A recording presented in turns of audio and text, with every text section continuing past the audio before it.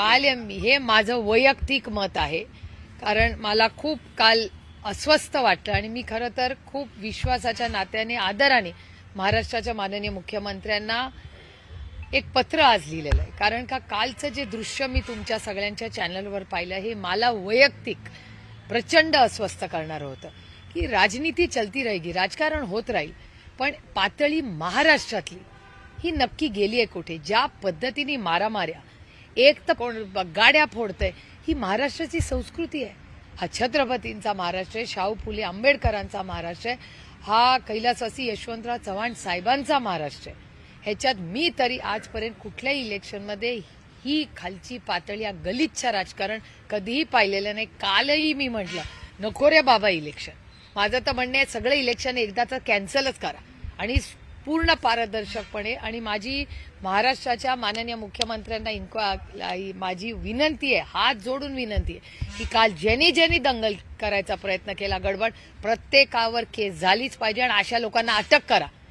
कारण का ही महाराष्ट्राची संस्कृती नाही. मग कुठला पक्षपेक्षा पाहायचा नाही, ही पक्षाचा विषयच नाही, हा महाराष्ट्राचा विषय. आणि ज्या संविधानाने, ज्या महात्मा गांधींनी उभं आयुष्य तुम्हाला आणि मला मोकळा श्वास घ्यावा म्हणून केलं, त्यानंतर भारतरत्न डॉक्टर बाबासाहेब आंबेडकरांनी संविधान लिहिलं की त्या संविधानाच्या चौकटीचाच हा देश चालला पाहिजे. आणि इलेक्शन कमिशन महाराष्ट्राचं करतंय तरी काय? कोणी उठावं, काही बोलावं, त्याच्यावर ऍक्शन नाही. काल उगाच काहीतरी थातूर मातूर 3 लोकांना, काहीतरी 4 लोकांना नोटीस पाठवली असं कानावर येत आहे, तर ते पण इलेक्शन झाल्यानंतर. आणि त्यानंतर ज्या पद्धतीने कोण कुठे बूथ करताना फोटो टाकतंय, कोण सत्तेमधले, आणि सगळे सत्तेमधले लोक आहेत, आपापसात भांडा, काय तुम्हाला करायचंय तो तुमचा अंतर्गत प्रश्न आहे, पण महाराष्ट्राला वेठीस धरू नका. इतक्या वर्षांनी इलेक्शन होते आणि अशा कृतीचा मी जाहीर निषेध करते. आणि फार अपेक्षेने आणि विश्वासाच्या नात्याने मी पुन्हा बोलते की मला याच्यात राजकारण आणायचं नाही. मी विश्वासाच्या नात्याने आणि प्रचंड अपेक्षेने महाराष्ट्राच्या माननीय मुख्यमंत्र्यांना आज एक पत्र लिहिलं. माहिती अशी मिळते ताई की निवडणूक आयोग सुद्धा म्हटलेलं आहे की राजकारण्यांचं काम आरोप करणं आहे, राजकारण्यांचं काम टीका करणं आहे, परंतु आमचं काम नियमामध्ये जे बसतं ते काम करणं आहे, असे एक हे मान्य आहे. पण मग ही दंगल, हे गाड्या फोडणे कुठल्या नियमात बसतं? मला नियम कलम सांगा, मी माझं स्टेटमेंट माघार घ्यायला माझी तयारी आहे. महाराष्ट्राची बदनामी सातत्याने यांच्या सगळ्यांच्या सत्तेमधले लोकांच्या कृतीमुळे होते. ताई, नेत्यांकडे बघून कार्यकर्त्यांनी शिकायचं असतं असं म्हणतात का? नेत्यांचा आदर्श कार्यकर्ते घेत असतात, पण अनेक नेतेच मात्र असं वागतात. थेट नाव घ्यायचं झालं तर संतोष बांगरांसारखे एक आमदार आहेत, ते मोबाईल घेऊन आतमध्ये जातात, मोबाईलवरती कुठल्या पक्षाला मतदान करतो ते बघतात आणि थेटपणे सांगतात की मतदान, आणि महिलांना मार्गदर्शन करत होते, सातत्याने महिलांना मार्गदर्शन करत होते की असं मतदान करा. असं टीव्हीवर पाहिलं, मी काय नव्हते तिथे, पण जे काय काल टीव्हीवर संध्याकाळभर पार्लमेंटमधनं आल्यावर जे दृश्य पाहिली ही अस्वस्थ करणारी होती. आणि मग असं वाटतं की ह्याच्यासाठी आम्ही राजकारण, मी तरी ह्याच्यासाठी राजकारणात नाहीत आले. आम्ही राजकारणात तुमच्या आयुष्यात एक चांगला बदल आणि तुमची सेवा करण्यासाठी आलोय. आम्ही एक गुंडागर्दी करायला नाही आलेलो.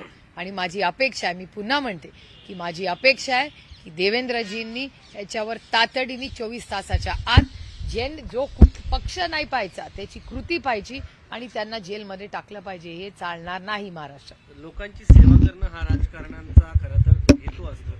अलीकडं लोकांची सेवा करायच्या ऐवजी सत्ता मिळवणं, त्यातून पैसे खाणं, दडपशाही करणं, असं चित्र निर्माण झालंय का? खरं तर इलेक्टोरल रिफॉर्म्सवर एक चर्चा आहे पुढच्या आठवड्यात आणि मी महाराष्ट्राच्या सगळ्या गोष्टी त्या डिबेटमध्ये मांडणार आहे. कारण का मी काल खरं तर 2 कामांसाठी माननीय अमितभाई शाहची वेळही काल मागितली आहे. मी स्वतः त्यांच्या ऑफिसमध्ये काल वेळ मागायला गेले होते, कारण 2 महत्त्वाचे प्रश्न आहेत. इथे ज्या आपल्या महाराष्ट्रातल्या मुलाची जी आत्महत्या झाली तो एक विषय, शौर्य पाटीलची, ती एक. आणि दुसरा, महाराष्ट्रात हे जे चाललेलं आहे, एकीकडे तुम्ही पारदर्शक कारभार, माननीय प्रधानमंत्री सातत्याने म्हणतात काळा पैसा आम्ही भारतात हद्दपार करू, भ्रष्टाचार मुक्त भारत करू, पण जिथे भारतीय जनता पक्षाचं त्यांच्या विचाराचंच सरकार आहे, त्या सरकारमध्ये पैसे पाण्यासारखे वाटले जात आहेत.